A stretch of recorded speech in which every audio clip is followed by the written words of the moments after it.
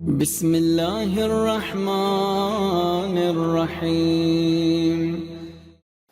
گناہ سامنے ہے، حرام لذت سامنے ہے، بری عادت ہے، مجھے پتا ہے یہ بری عادت ہے، سمجھیے اسموکنگ بری عادت ہے نا، بعض لوگوں کو ہو جاتی ہے۔ سمجھیے کوئی اور عادت، جھوٹ بولنے کی عادت بعض بچوں کو ہو جاتی ہے، پھر وہ بڑھتے بڑھتے جوانوں میں بھی نامحرم کو دیکھنے کی عادت، گانے سننے کی عادت ہے نہیں، بری بری عادت ہے۔ مولانا ایک بری عادت سے میں کیسے خود کو نجات دوں؟ اچھا مجھے جب پتا چل گیا یہ عادت بری ہے، پہلے تو مجھے پتا ہی نہیں نا، ایک آدمی یہ غلط کام کر رہا ہے اسے پتا ہی نہیں یہ برا ہے، لیکن جب مجھے پتا چل گیا اس کا مطلب یہ کہ اب میں بری عادت کیوں نہیں چھوڑ پا رہا؟ کیونکہ میرا ارادہ کمزور ہے۔ ایک مرتبہ مجھے پتا نہیں کہ زیادہ کھانا بری عادت ہے فار ایگزامپل، اور میں کھا رہا ہوں، موٹا ہو رہا ہوں، لیکن ایک مرتبہ مجھے پتا چل گیا یہ زیادہ کھانا نقصان دہ، یہ بری عادت ہے۔ امام نے منع کیا جب تک بھوک نہ لگے جب تک کھانا نہ کھاؤ، جب تک بھوک باقی ہے کھانا چھوڑ دو، تو زیادہ کھانا نقصان ہے، بری عادت ہے۔ اب اگر میں کھانے پہ کنٹرول نہیں کر پا رہا، اس کی کیا وجہ ہے؟ ارادہ کمزور ہے۔ تو نمبر 1، اگر میں بری عادت سے خود کو نجات دینا چاہتا ہوں، کیا کروں؟ میں اپنا ارادہ مضبوط کروں۔ اچھا ارادہ مضبوط کرنے کے لیے کیا کروں؟ ارادہ مضبوط کرنے کے لیے مختلف طریقے ہیں۔ سب سے آسان ایک طریقہ یہ ہے کہ آپ یہ ذکر زیادہ سے زیادہ کریں، لا حول ولا قوت الا باللہ العلی العظیم، یا ماشاء اللہ لا حول ولا قوت الا باللہ العلی العظیم۔ یہ ذکر میں نے بچپنے میں آیت اللہ بہجت سے پوچھا تھا، میں نے کہا کہ میں ارادہ مضبوط کرنا چاہتا ہوں، کیا کروں؟ تو انہوں نے کہا ماشاء اللہ لا حول ولا قوت الا باللہ العلی العظیم یا لا حول ولا قوت الا باللہ العلی العظیم، اس کا زیادہ سے زیادہ ذکر کرو۔ تو یہ ذکر کریں، ماشاء اللہ لا حول ولا قوت الا باللہ، لا حول ولا قوت الا باللہ العلی العظیم، اس کا ذکر۔ دوسرا، ارادے کو مضبوط کرنے کے لیے آپ کیا کریں؟ جیسے میں نے نماز تہجد کے بارے میں بتایا تھا نا کہ 1 رکعت سے شروع کریں۔ فار ایگزامپل اب آپ کی ایک بری عادت ہے 4 روٹیاں کھانے کی، تو فوراً نہ کہیں کہ میں آدھی روٹی کھاؤں گا، پہلے آپ 3.5 کر لیں، کچھ عرصے تک 3.5 روٹی کھائیں، پھر اس کے بعد 3 کر، آہستہ آہستہ، تاکہ وہ عادت ایک مضبوط ہو جائے، پھر آگے بڑھیں۔ یا اسی طرح علماء کہتے ہیں بری عادت کو چھوڑنے کے لیے، ارادے کو مضبوط کرنے کے لیے آپ منت سے کام لیں۔ نظر، وہ نظر نیازنی جو ہم کرتے ہیں، منت مانے فار ایگزامپل اگر میری جھوٹ بولنے کی خدا نخواستہ اگر عادت ہے تو میں منت مان لوں کہ اگر میں نے جھوٹ بولا تو، اور صحیح طرح سے جیسے منت مانی جاتی ہے اسلامکلی، اگر میں منت مانتا ہوں کہ اگر میں نے جھوٹ بولا خدا نخواستہ تو میں خود کو سزا دینے کے لیے 2 رکعت نماز پڑھوں گا، یا خود کو سزا دینے کے لیے میں کیا کروں گا؟ 1 روزہ رکھوں گا۔ تو اب کیا ہوگا؟ اب منت ادا کرنا تو واجب ہے، نہیں تو اس کا کفارہ ہوگا۔ تو اب کیا ارادہ مضبوط کرنے کے لیے پہلے چھوٹی چھوٹی سزائیں بھی رکھیں۔ میں 10 یورو صدقہ غریب کو دوں گا اگر میں نے غصہ کیا، اگر میں نے جھوٹ بولا میں 10 یورو صدقہ غریب کو دوں گا، اگر میں نے یہ غلط کام کیا تو میں اتنے یورو غریب کو دوں گا۔ چھوٹی چھوٹی سزائیں اپنے رکھیں، منت مان لیں۔ اب وہ ہماری والی منت نہیں جو ہم منت مانتے ہیں کہ اگر حاجت پوری ہوگی تو میں یہ کروں گا، یہ سمجھیے کائنڈ آف پنشمنٹ ہے۔ منت کا لفظ میں چھوڑ دیتا ہوں، کائنڈ آف پنشمنٹ اپنے لیے رکھیں، منت نہیں پنشمنٹ، کیونکہ منت ہمارے یہاں الگ کانسیپٹ ہے اس کا، پنشمنٹ اپنے لیے رکھیں، ٹھیک ہے؟ کہ بھائی اگر میں نے یہ کام کیا تو میں خود کو یہ سزا دوں گا، چھوٹی چھوٹی سزائیں دیں، اور اللاجیکل سزائیں بھی نہ دیں کہ اگر میں نے جھوٹ بولا میں چھت سے کود لوں گا، ایسی احمقانہ منت بھی نہ مانیے گا۔ وہ ایک جگہ پہ ہم گئے تھے، 7 محرم تھی، وہ ایک 6 مہینے کا بچہ، ایک باپ اس کے سر پہ چھری لگا رہا تھا، میں دوڑتا ہوا گیا، میں نے کہا کیا کر رہے ہو؟ کہا میں نے منت مانی تھی کہ مجھے بیٹا ہوگا تو اس کا سر زخمی کروں گا۔ میں نے کہا یہ منت کیوں نہیں مانی کہ جب بیٹا ہوگا تو اپنا سر زخمی کروں گا؟ اس بیچارے مظلوم پہ کیوں ظلم کر رہے ہو؟ یہ تو ویسا ہی ہوا نا کہ میں منت مانوں اگر میری حاجت پوری ہوگی تو آپ تمام مومنین 1000 رکعت نماز پڑھیں گے۔ ارے حاجت پوری میری ہو رہی ہے، 1000 رکعت آپ کیوں پڑھیں؟ یہ تو احمقانہ منتیں جو ہمارے مومنین کبھی کبھار مانتے ہیں اور سمجھتے ہیں اس کو ادا کرنا واجب ہے۔ نہیں، احمقانہ منت نہیں۔ ابھی پنشمنٹ بھی بات ہو رہی، تو آپ ارادہ مضبوط کرنے کے لیے یہ کریں کہ بھائی اگر میں نے یہ غلطی کی تو میں یہ سزا خود کو، چھوٹی سزا دیں، تو کیا ہوگا؟ آہستہ آہستہ آپ کا ارادہ مضبوط ہوگا۔ اور تیسری بات، آپ ویژولائز کریں اپنے ذہن میں کہ اگر میں یہ اسموکنگ کرتا رہوں گا مجھے کیا نقصان ہوگا۔ اپنے ذہن میں بنائیے, اگر میں نامحرموں کو دیکھتا رہوں گا مجھے کیا نقصان ہوگا. کم سے کم یہ کہ قیامت کے دن خدا نہ خواستہ جو نامحرموں کو لذت کی حرام کی نگاہ سے دیکھتا ہے تیل لگا جائے گا. دنیا میں کیا ہوگا؟ حسرت. وہ جو نامحرم لڑکیوں کو دیکھتا ہے, جتنی لڑکیوں کو دیکھے گا اتنی حسرت اس کے دل میں ہوگی, کیونکہ ہر ایک کے ساتھ تو شادی کر نہیں سکتا, تو وہ حسرت ہوگی, حسرت ہوگی, ارے یہ. اسی طرح پیٹو آدمی جو کھانے کو دیکھے یہ بھی کھاؤں یہ بھی کھاؤں یہ بھی کھاؤں, کھا کچھ نہیں سکتا, یہ حسرت دل میں رہتی. کیوں بھائی اتنا ہر ایک کو دیکھ رہے؟ دنیا میں حسرت, آخرت میں عذاب, قبر میں عذاب, برزخ میں عذاب. انسان ویژولائز کرے نقصان مجھے کیا ہوگا. جب انسان ویژولائز کرے گا نا کہ مجھے یہ نقصانات ہوں گے, تو انسان کیا ہوگا, اس بری عادت کو چھوڑ سکتا ہے. ارادہ مضبوط کرے, ارادے کے مضبوط کرنے کے لیے تھوڑی پنشمنٹ رکھے. دوسرا ویژولائز کرے. اور تیسری سب سے اچھی بات, ہم کون ہیں؟ عاشقان اہل بیت ہیں. آج میرے خیال میں میرا پورا ٹائم ان 2 سوالوں کے جواب میں چلا گیا نا, ایسا ہی ہوا نا تقریباً. اب کیا کریں, ہم کون ہیں؟ میں عاشق مولا علی ہوں. آج کیوں جمع ہوئے؟ ابھی میں گھر میں سویا ہوا ہوتا نا, افطاری بھی نہیں ہے, ابھی کوئی کھانا بھی نہیں ہے, کوئی پانی بھی نہیں ہے, بھوکا پیاسا ہوں. کیوں آیا ہوں ابھی؟ عشق مولا علی میں نا, 21 رمضان ہے, مولا کی شہادت کے دن ہے, مجلس کے لیے آیا ہوں. تو عشق مولا ہے نا. تو اب عشق مولا ہمیشہ ہمیں برائی سے روک سکتا ہے. شیطان نے کہا نا گناہ کرو, اس گناہ میں لذت بھی ہے, مزہ بھی ہے. کوئی بھی گناہ, کوئی دیکھنے والا بھی نہیں, شیطان کرے گناہ کرو. آپ کیسے گناہ سے خود کو بچا سکتے ہیں؟ بری عادت سے یہ سوچتے ہوئے کہ اگر جب میں نے یہ گناہ کیا اس وقت اگر امام زمانہ میرے سامنے آ جائیں تو میں امام زمانہ کو کیا منہ دکھاؤں گا؟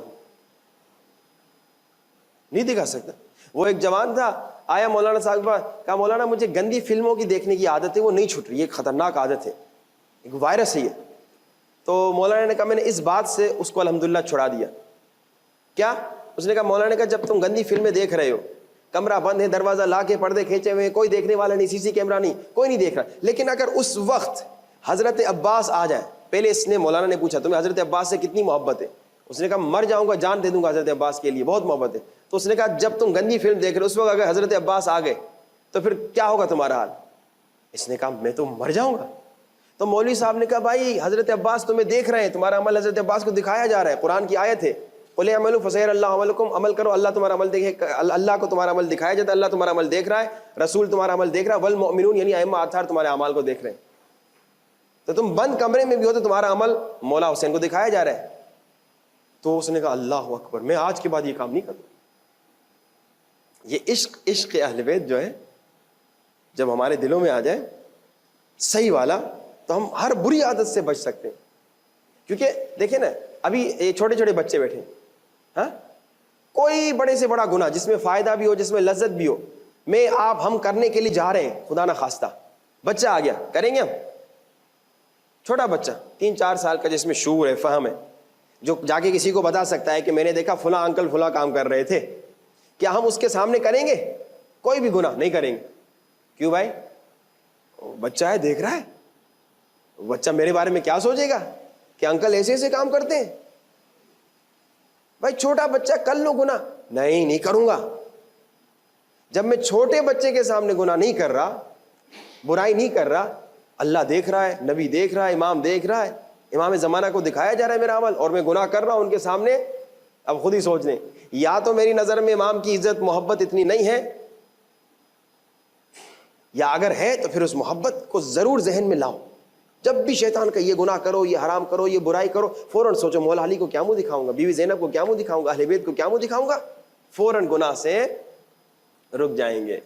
تو ارادے کو مضبوط کریں, ذکر پڑھیں, پنشمنٹ رکھیں, ویژولائز کریں, عشق اہل بیت کو ہمیشہ اپنے ذہن میں رکھیں تو گناہ سے رک جائیں گے.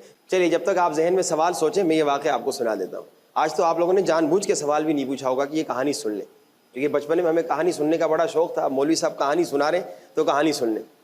گناہ سے کیسے بچیں, گناہ سے کیسے خود کو روکیں, برائی سے کیسے روکیں, یہ بہت مفید ہے. ایون جس نے سوال نہیں پوچھا اس کے لیے مفید ہے.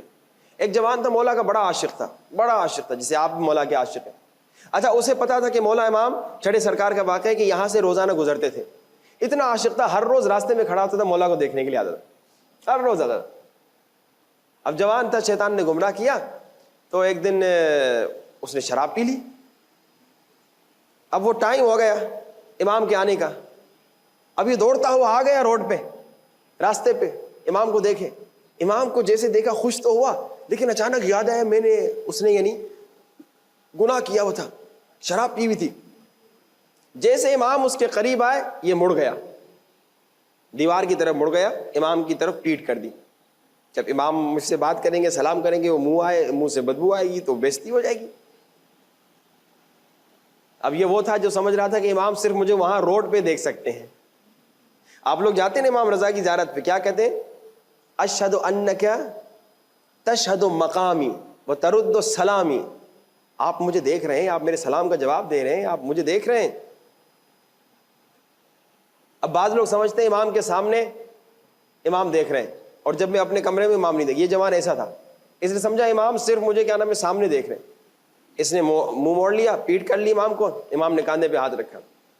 امام نے کہا, پہلی بات, ایسا کام کیوں کرتے ہو جو تمہیں اس برے کام کی وجہ سے ہمیں پیٹ دکھانی پڑے؟ ایسا کام نہ کرو نا, یہ سب ہم سب کے لیے. ایسا کام نہ کرو نا جس کی وجہ سے تمہیں امام سے منہ موڑنا پڑے. اور نمبر 2, امام نے کہا دیکھو, کوئی بھی تم نے کام کیا, کوئی بھی گناہ کیا, کوئی بھی برائی کی, حرام سے حرام کام کیا, گندے سے گندا کام کیا, ہم سے منہ نہ موڑنا, پھر بھی ہمارے پاس آنا. یہ شیطان دھوکہ باز ہے. شیطان کیا کرتا ہے؟ شیطان کہتا ہے دیکھو اب تو تم نے گناہ کر لیا نا, اب مسجد جا کے کیا کرو گے؟ اتنا بڑا گناہ کیا, تم مسجد جانے کے لائق نہیں, بڑا کم وقت ہے. شیطان کیا کہتا ہے؟ تم نے اتنا بڑا گناہ کیا, تو امام بارگاہ جانے کے قابل نہیں, شب قدر آ گئی, اب آپ جانا چاہ رہے ہیں. شیطان کہے گا تم نے ابھی کل وہ گناہ کیا اتنا بڑا, تو کہاں لائق مسجد جانے کے, نہ جاؤ مسجد. یہ شیطان روکتا ہے. شیطان سب سے زیادہ پتہ ہے کس چیز سے ڈرتا ہے؟ توبہ سے. کہتا ہے میں اتنی محنت کر کے اسے گناہ پہ لے جاتا ہوں, یہ ایک توبہ کرتا ہے, ایک آنسو بہاتا ہے, میری پوری محنت ختم. جب اللہ نے توبہ کی آیتیں نازل ہوئی تو شیطان کے لشکر نے چیخنا شروع کیا, ہائے بابا اللہ, ہم محنت کر کے اتنا اسے گناہ کی طرف لے جائیں سالوں سال, اور یہ ایک یا غفار یا الہی اللہ استغفر اللہ ربی واتوب الیہ آنسو بہائے گا, ختم. تو شیطان جتنا گناہ کی طرف لے جاتا ہے اس سے زیادہ توبہ سے روکتا ہے. اور اللہ الٹا کہتا ہے, اللہ کہتا ہے کہ چلو گناہ نہ کرو نہ کرو نہ کرو, لیکن اگر گناہ ہو گیا تو فوراً توبہ کرو, فوراً توبہ کرو, فوراً. جیسے میں نے کہا تھا کئی گھنٹوں تک آپ کا گناہ لکھا بھی نہیں جاتا. اللہ فرشتوں کو کہتا لکھو نہیں, نہیں لکھو, نہیں لکھو. اللہ اس نے گناہ کیا, لکھو نہیں, نہیں لکھو, نہیں لکھو. کیوں؟ کیونکہ ابھی اگر لکھا جائے گا اس کا نام گنہگاروں کی لسٹ میں آ جائے گا, کرمنل ریکارڈ اس کا بن جائے گا. اللہ کہتا ہے نہیں نہیں نہیں نہیں, اس کا کرمنل ریکارڈ بننے نہ دو. کئی گھنٹوں تک گناہ لکھا نہیں جاتا. اللہ کہتا ہے اس کے اندر اگر تم نے توبہ کر لی تو تمہارا کرمنل ریکارڈ بھی نہیں ہوگا اللہ کے پاس. اور پھر اللہ کہتا ہے اگر چلو ان گھنٹوں میں اگر تم نے نہیں بھی کیا توبہ, پھر اگر تم نے توبہ کر لی 4 گھنٹے بعد, 10 گھنٹے بعد, دوسرے دن, تیسرے دن, تو پھر بھی اگر تم نے حقیقی توبہ کی تو میں ایسے تمہارا گناہ مٹا دوں گا گویا تم نے کوئی گناہ کیا ہی نہیں, پھر کرمنل ریکارڈ مٹا دوں گا. یہ اللہ کا کرم ہے. تو امام نے کہا نمبر 1, ایسا کام کیوں کرتے ہو جو تمہیں ہمیں پیٹھ دکھانی پڑے. نمبر 2, ایسا کام کر بھی لیا اگر تم نے تو ہم سے دور نہ جانا. میں مثال دوں, بیمار, بڑے سے بڑی بیماری کہاں جاتا ہے؟ ہاسپٹل, ہے نا ایسا؟ بڑی سے بڑی بیماری, خطرناک سے خطرناک بیماری کہاں جاتا ہے؟ ہاسپٹل. ہمارا ہاسپٹل کون ہے؟ ہمارا علاج کرنے والے کون ہیں؟ ہمارے روح کا علاج کرنے والے کون ہیں؟ ہمارے جسم کا بھی علاج اہل بیت کرتے ہیں, ہمارے روح کا علاج کرنے والے اہل بیت ہیں. خدا نخواستہ زنا کیا, شراب پی, جو بھی گناہ کیا, مسجد امام بارگاہ سے دور نہ ہونا, اہل بیت سے دور نہ ہونا. کیونکہ جتنا تم دور ہوگے اتنا تم گڑھے میں گرو گے, اتنا تم کھڈے میں گرو گے, اتنا تم جہنم میں گرو گے. لیکن اگر آج ایک گناہ خدا نخواستہ کر لیا, اہل بیت کے در پہ آؤ گے تو کیا ہوگا؟ ایک قطرہ آنسو کا بہاؤ گے, اہل بیت کو وسیلہ بناؤ گے تو ماشاءاللہ تمہاری توبہ ہو سکتی ہے, نجات کا وسیلہ ہو سکتا ہے, اور تم پھر دوبارہ حر بن سکتے ہو. تو ان 2 چیزوں کا خیال رکھیے. ایک, کبھی ایسا کام نہ کریں جو مولا سے شرم آئے, اور یاد رکھیے مولا ہمیشہ ہمارا عمل مولا کو دکھایا جاتا ہے. تو جہاں پر بھی آپ ہیں یہ یاد رکھیے کہ یہ عمل مولا کو دکھایا جائے گا, تو کبھی ایسا کام نہ کریں جو مولا کے سامنے شرم آئے. نمبر 2, اگر ہو بھی گیا تو سر جھکائے بھی کہیے مولا غلطی ہو گئی, مولا خطا ہو گئی, مولا جان بوجھ کے نہیں کیا. مولا شیطان نے دھوکہ دیا, مولا معاف کیجئے. مولا سے دور نہ ہوئیے. شیطان آپ کو کہے گا بس اب تو قابل نہیں, اب تو لائق نہیں, تو نالائق, نہ جا مسجد امام بارگاہ. میں آسٹریلیا میں تھا, 19 رمضان کی رات تھی یا 21 رمضان کی رات. ایک جوان آیا مجھے, میں امام بارگاہ مسجد میں امام بارگاہ میں تھا, تو ایک نے کہا مولانا ایک جوان آپ سے ملنا چاہ رہا ہے. تو میں گیا باہر, جوان یوں بات کر رہا تھا, مولانا مولانا. میں نے کہا کیا بات ہے؟ کہا مولانا ابھی شراب خانے سے نکلا ہوں. ابھی اس نے کہا وہ مجھے ہوش و حواس نہیں تھا. دوستوں نے کہا چلو, میں دوستوں ہی چلا گیا. مسلمان تھا, شیعہ تھا. کہا دوستوں نے کہا کہ چلو, پھر چلے گئے, پب چلے گئے, پھر شراب خانے چلے گئے, وہ پی لیا, پتہ نہیں چلا, وہ دھوکے میں آ گئے. یہ دوست خیال کیجئے, گندے دوست خطرناک ہوتے. کہا پی لیا, اور پھر اچانک مجھے یاد آیا, ارے آج تو 19 یا 21 رمضان ہے. میں یوں کانپنے لگا, میں دوڑتا ہوا مسجد امام بارگاہ آیا ہوں. اب کیا میں امام بارگاہ میں آ کے رو کے توبہ کر سکتا ہوں یا نہیں؟ اور وہاں کی مینجمنٹ نے کہا مولانا اس کو نہیں آنے دیجیے, اس کو نہیں آنے دیجیے, یہ شرابی ہے, یہ فلان ہے. میں نے کہا کلی ملی کر کے, ماؤتھ واش کر کے آؤ کونے میں بیٹھ کے گریا کرو. یہ امام بارگاہ کا کوئی پریزیڈنٹ کا کوئی دکان تھوڑی ہے جو تم منع کر رہا ہے. میں نے اسے ڈانٹا, میں نے کہا تیرے باپ کا ہی گھر ہے جو تم منع کر رہا ہے, امام علی کا گھر ہے, یہ مولا سے توبہ کرنے آ رہا ہے, کیوں منع کر رہے ہو اسے؟ شیطان روکتا ہے. ارے وہ بیچارے کو اچانک احساس ہو اب توبہ کرنے آ رہا ہے, مسلمان بھی ہے, شیعہ بھی ہے, غلطی ہو گئی, دوست کے دھوکے میں آ گئے, شیطان کے دھوکے میں آ گئے. اب میں اسے روکوں گا تو کیا ہوگا؟ انہی دوستوں کے پاس جائے گا, پھر اور شراب پیے گا, خدا نہ خواستہ. پھر اس کا قصوروار کون ہوگا؟ آپ ہی ہوں گے روکنے والے.